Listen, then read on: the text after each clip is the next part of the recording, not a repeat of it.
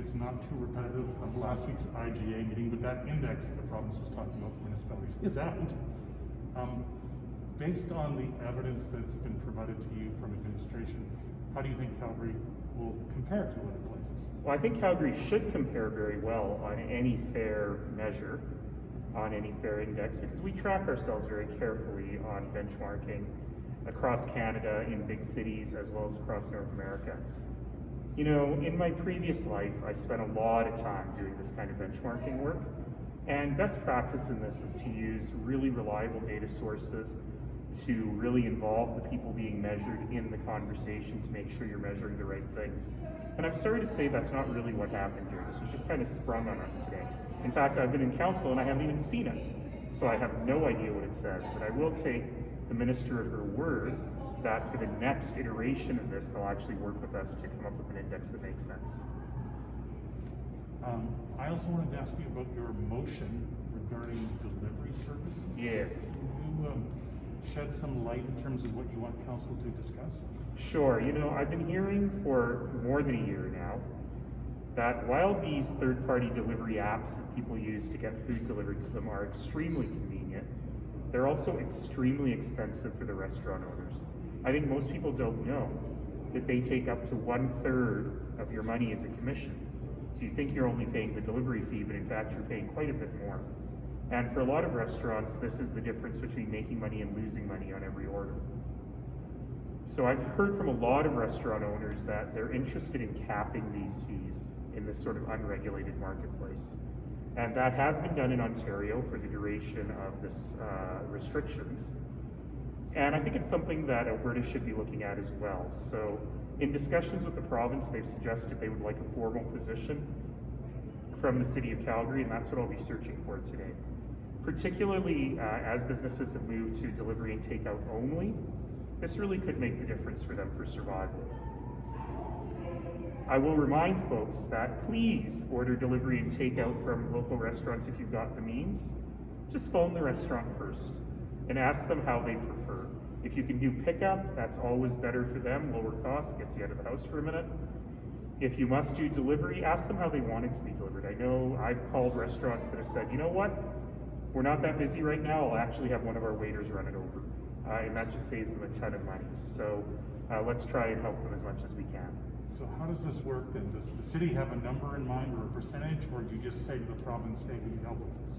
You know, because we don't want to, again, get into a jurisdictional battle and look at our ability to do this, our understanding from the province is this is something they're looking at, and they would like us to give them some advice. Certainly the number 15% as a cap has been bandied about, and I think that's the kind of discussion I'm looking forward to having.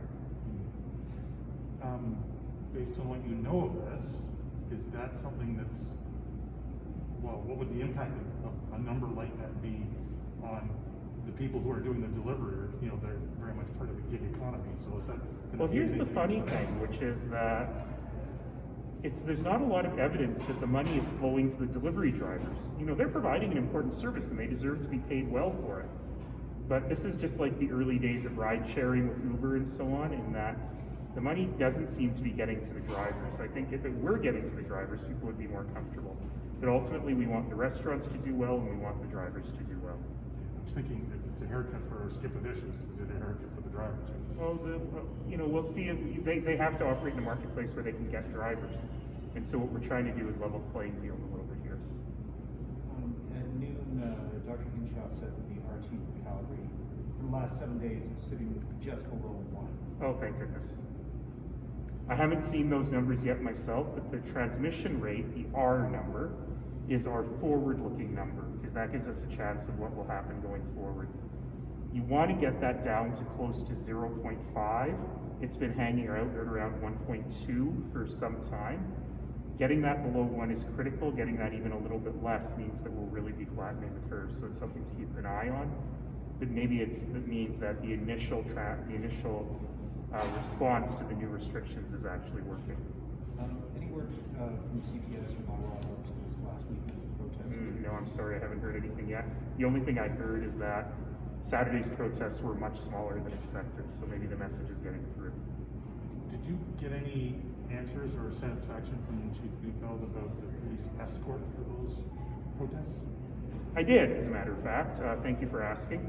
So, you know, the police's job is to keep everybody safe, and the officers on screen will make spur-of-the-moment decisions on is it safer to try and keep everyone off the street?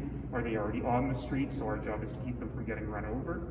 And in this particular case that we're talking about, they felt these people are on the street anyway. Let's make sure that we can clear traffic because that will keep them safer, but it doesn't mean you're not going to get a ticket. So just because they're not in favor of, say, mask bylaws, think that freedom is being infringed, doesn't mean that the police won't protect them. You know, the police have to protect everybody. They protected people who said defund the police. But ultimately, you know, everyone certainly has the right to assemble. However, we do have restrictions on outdoor gatherings, and the police are taking this very seriously. Sorry, I just got one that's kind of off topic, and I apologize. Last week there was a lot of discussion about the Green Line, but the report not being given to the project team. Has anything changed since last week? I understand there were a couple of what I call come to Jesus meetings on Friday about some of the challenges that are there.